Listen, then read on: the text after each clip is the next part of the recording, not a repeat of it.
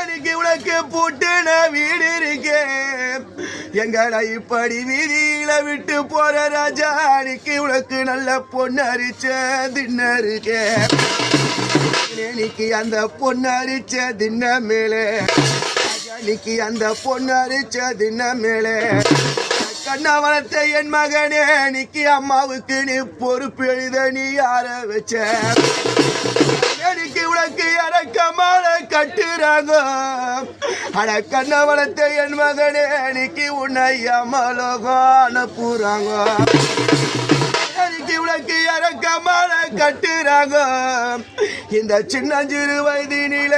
மகனே இன்னைக்கு உன்னை அம்மாலோகம் அனுப்புறாங்க இன்னைக்கு உனக்கு வாழை மரம் வெட்டுறாங்க இன்னைக்கு உனக்கு வாழை மரம் வெட்டுறாங்க